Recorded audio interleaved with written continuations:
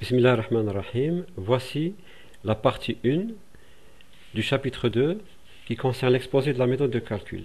J'ai enlevé tout ce qui ne concerne pas votre formation. J'ai fait un résumé très bref de la méthode.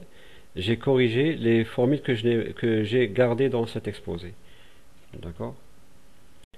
L'hamiltonien s'écrit, comme vous voyez, il y a deux termes d'énergie cinétique, trois termes de potentiel. Il y a le terme Tn qui concerne l'énergie cinétique des noyaux, Te, celui des électrons. Pour les énergies potentielles, il y a le Vnn, c'est l'interaction noyau-noyau, Vne, interaction noyau-électron, et Vee, interaction électron-électron. Attention, chaque terme renferme plusieurs termes, parce que ça dépend de ce que vous étudiez. Un système solide, par exemple, vous avez plusieurs noyaux. Donc déjà Tn, il contient un certain nombre de noyaux. Te, vous prenez n'importe quel électron dans ce système, vous allez trouver un nombre d'électrons. Ensuite, vous multipliez par le nombre d'atomes que vous incorporez dans le calcul, etc. Je vais prendre l'exemple de Vee, par exemple. Prenons par exemple un atome d'oxygène isolé. L'oxygène comporte 8 électrons. Donc Vee, regardez, vous avez V11, V12, V13 jusqu'à V18. Nous devons sommer toutes ces énergies potentielles. Ensuite, vous avez, je ne vais pas reprendre V21 parce que c'est la même chose que V12. Donc V22, V23 jusqu'à V28, etc. À la fin, nous allons découvrir que Vee, pour l'atome d'oxygène isolé, renferme 32 termes, 32 énergies potentielles. Donc imaginez, ça c'est pour un atome d'oxygène isolé, et seulement Vee, on n'a pas regardé les autres termes. Alors imaginez quand vous avez un solide amorphe par exemple, dans lequel vous devez prendre un nombre d'atomes pour calculer un nombre d'atomes assez important. Donc c'est une équation qui est impossible à résoudre algébriquement, c'est sûr. Même numériquement, on n'arrive pas à résoudre, parce que même sur un micro, c'est pas possible d'imaginer un calcul pareil. Donc, déjà, Born et Oppenheimer ont réussi à simplifier le problème. Donc, à partir d'une remarque très simple, la masse des électrons est très inférieure à la masse des noyaux. Donc, l'énergie cinétique des électrons, donc la vitesse, est très supérieure à celle des noyaux. On peut donc imaginer que les noyaux sont immobiles. Ce sont les électrons qui sont vraiment en mouvement. Le mouvement des noyaux peut être négligé. Donc, on peut prendre l'énergie cinétique des noyaux nulle, on peut la négliger, et on peut considérer que Vnn, l'énergie potentielle d'interaction entre les noyaux, entre eux, est constante puisqu'ils restent à la même place. Et par conséquent, mathématiquement, c'est possible de séparer l'étude des électrons de celle des noyaux. Donc finalement, l'équation de Schrödinger se simplifie. Et il ne reste que trois termes dans l'hamiltonien. Regardez en bas, vous avez Te, l'énergie cinétique des électrons, Vne, interaction noyau-électron, et Vee, interaction électron-électron. Donc déjà, Born et Oppenheimer ont réussi à simplifier le problème, à supprimer deux termes.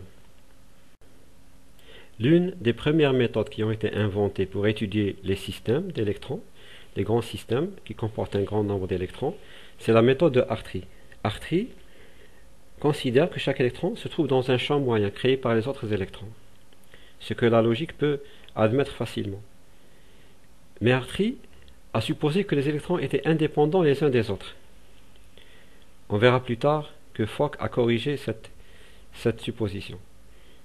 Donc, en supposant ça, lorsque Hartree a supposé que les électrons étaient indépendants les uns des autres, donc la fonction d'onde de tout le système, c'est le produit des fonctions d'onde de tous les électrons. Alors voilà le problème qu'on y se pose.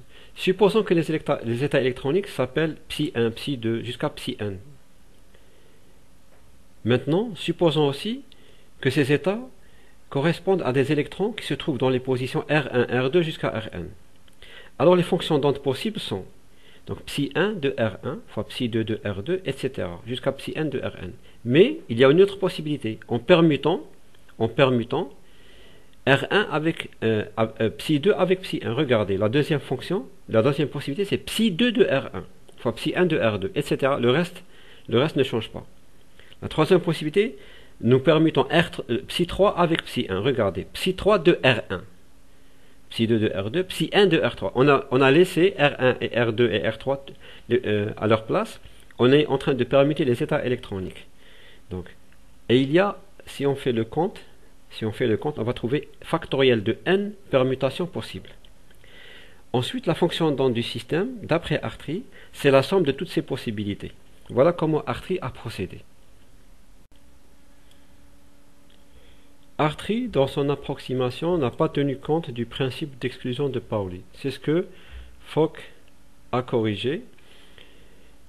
Donc, l'idée de Fock a conduit à écrire la fonction d'onde, et donc il y a eu des calculs, il y a eu des travaux qui ont conduit à l'écriture de la fonction d'onde du système sous la forme que vous voyez, sous la forme d'un déterminant.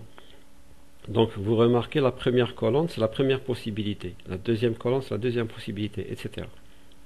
Ce déterminant, c'est le déterminant de Slater. Le coefficient 1 sur racine factorielle n, c'est une constante de normalisation. Regardez ici, si on change donc le principe d'exclusion de Pauli, comment il s'exprime dans ce déterminant. Si on change deux colonnes, ça veut dire on change deux possibilités entre elles, on change c'est-à-dire deux électrons entre eux, nous obtenons un signe moins. Donc nous obtenons une fonction d'onde du système antisymétrique. Voilà comment se manifeste le principe d'exclusion de Pauli dans ce déterminant.